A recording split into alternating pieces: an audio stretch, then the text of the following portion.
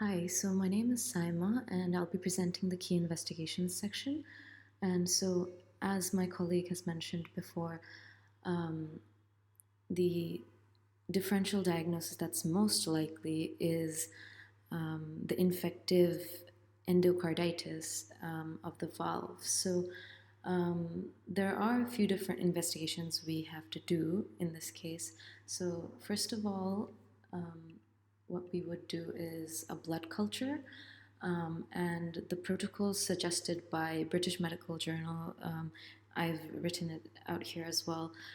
So the blood culture will basically take the blood from the patient and in intervals, at least 3 sets of blood cultures should be taken at 30-minute intervals from different peripheral venipuncture sites. And they can also be taken from the central venous catheter if the patient has a CVC, the central venous catheter, inserted. And like the infection of CVC may also be caused. The infective endocarditis can be caused by the CVC. So it's suggested that the CVC, if it becomes bacteremic, like the blood has bacteria present in it, then it should be removed. And so then the samples should be collected before antibiotic therapies so that there's no confounding variables in this blood culture test. And if the patient is unwell with sepsis, they recommend that the empirical antibiotic therapy should be started, although it might confound the results. The main thing is to protect the patient from severe harm.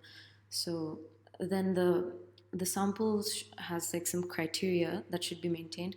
So 10 milliliters of blood samples should be collected for each of the bottles of aerobic and anaerobic cultures, and it should be done using meticulous sterile technique and should be incubated and then with the culture, and then after the cultures are allowed to incubate, the laboratory techniques to identify the microorganisms can be done. And so after this, we can see, as shown in this image, that the cultures have been incubated for a while now, and here we can also visually see that the culture has grown, the bacteria.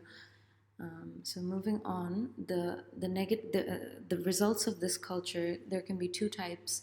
So the first type is a negative culture, which means that the blood tests, the blood cultures have not shown any microorganism growth, even despite using the standard blood culture methods. And so it requires more specialist investigations, which are the serological testing and PCR reaction, which is polymerase chain reaction, to elevate or increase the level of the DNA of the bacteria to be able to see and identify it using those methods. And also it's recommended that for this case, if the blood cultures do come out negative for infective endocarditis, then the infectious disease specialists and microbiologists should be consulted, even if the blood cultures are negative after 48 hours of incubation. And so later, as we've discussed before, the antibiotic use as a therapy can also lead to culture negative, the culture being negative for infective endocarditis. And so there's also a possibility that the infective endocarditis can be due to Staphylococcus aureus circulating in the blood.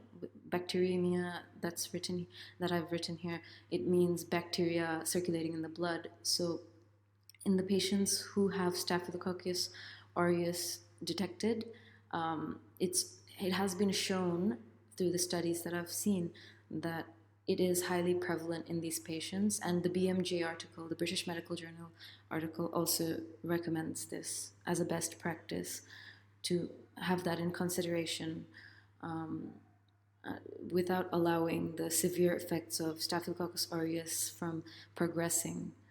And also, and for after this, if we do get a positive culture, on the other hand, there can be, like, after we identify the microorganisms, and then it's recommended as a best practice to repeat the blood cultures after 48 to 72 hours to check the effectiveness of treatment, and also the minimum inhibitory concentration of susceptibility or resistance to an antibiotic should be tested using the antibiotic broth dilution test or antimicrobial gradient methods for identifying, like, the basically, which this means that the dose of antibiotic required to be able to treat, to be able to kill the bacteria will be identified, and so this is how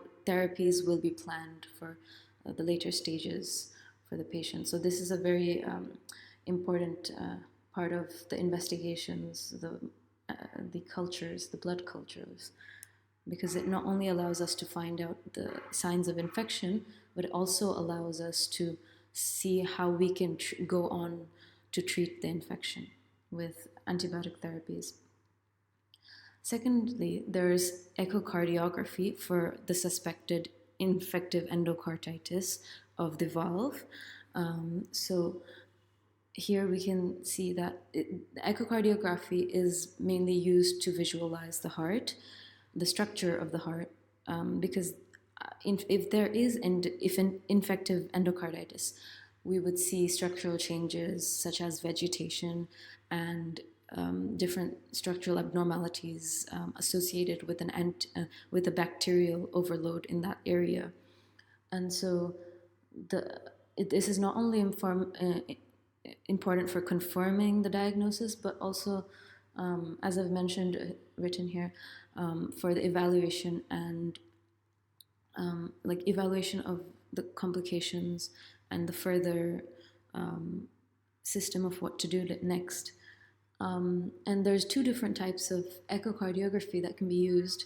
One is transthoracic echocardiography, and the other is transesophageal echocardiography.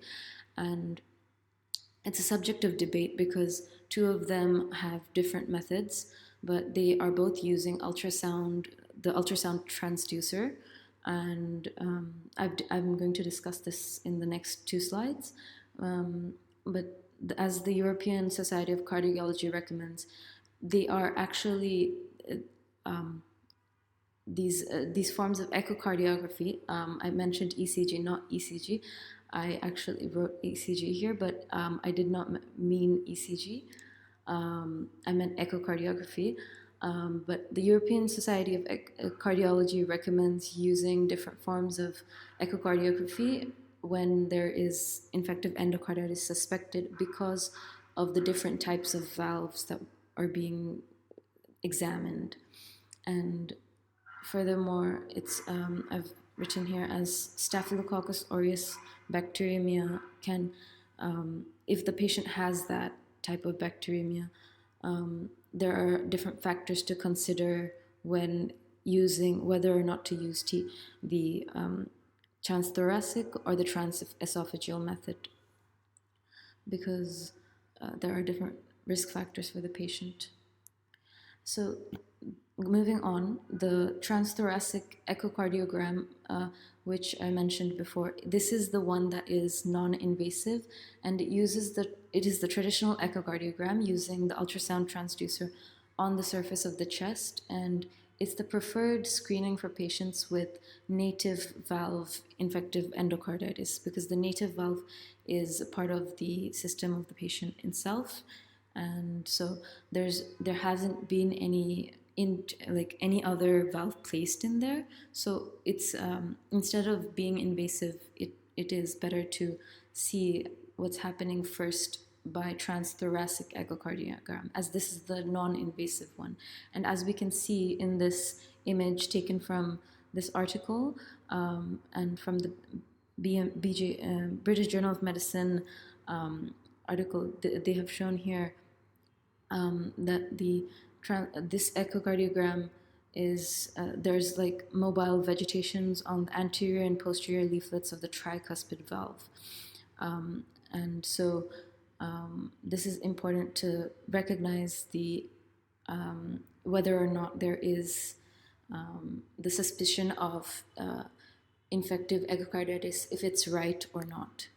And so the next section is about transesophageal echocardiogram, because this echocardiogram is more invasive, and because they use a probe with the ultrasound transducer, which is inserted through the esophagus, and it can be uncomfortable for the patients.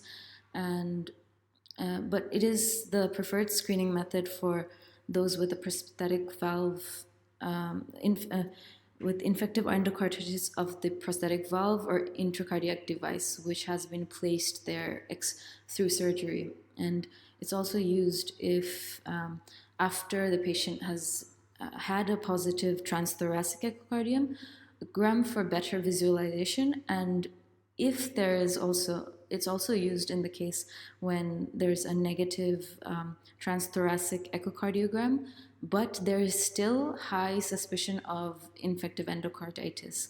And so to rule out whether or not there is actually infective endocarditis, this is used more. But this is not actually used in the case that if the patient has an isolated right side native valve infective endocarditis, because that would not be able to be seen through this echocardiogram, as this is the transesophageal echocardiogram. And as we can see here, we can see the vegetation on the patient's aortic valve as shown by this transesophageal echocardiogram. And yes, so moving on now to a different type of testing. After we've done the imaging, we need to know also if that is inconclusive. We should also do these tests, which are recommended in this order as well.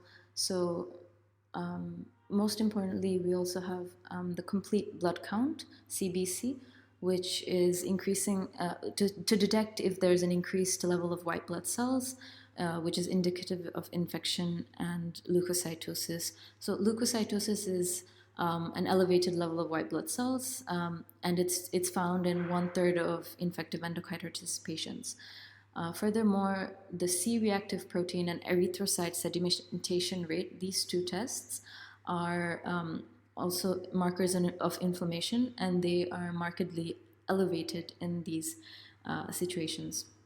And furthermore, there's urinalysis to collect a urine sample to analyze for signs of kidney involvement or urinary tract infections, as like septic emboli are common complications of infective endocarditis, and this type of test can demonstrate active sediment, and it can assist in the clinical diagnosis of IE, infective carditis, and endocarditis, I mean. And furthermore, we have blood chemistry and liver function tests, which are usually done as a baseline by doctors, and they are using the blood samples to assess different functions of the different organs, and it also detects abnormalities. And then there's ECG and EKG, which can be done for testing the electrical conductivity of the heart and to check for abnormalities. And then there's imaging studies, as I've mentioned, the CT. After the echocardiograms, there's additional imaging studies that can be done, and I'll discuss this in the next slide. But it's mainly to detect complications such as valvular abnormalities, vegetation, as I mentioned before, lesions, abscesses, or emboli.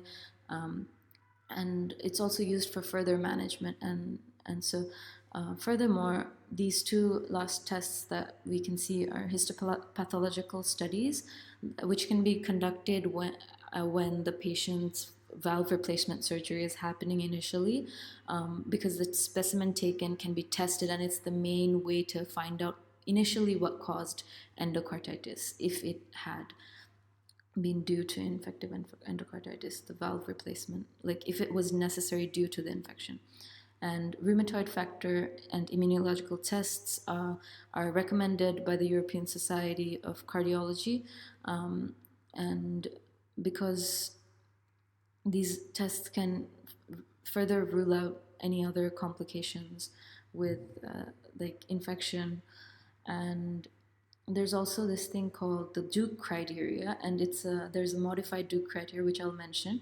But next we move on to the cardiac imaging. As I was mentioned, there's these types of different imaging techniques, as I mentioned, to figure out further complications. And this is the next section. This is the modified Duke criteria, and this is a criteria used alongside of the testing that we've done, the investigations that we've done to figure out what type of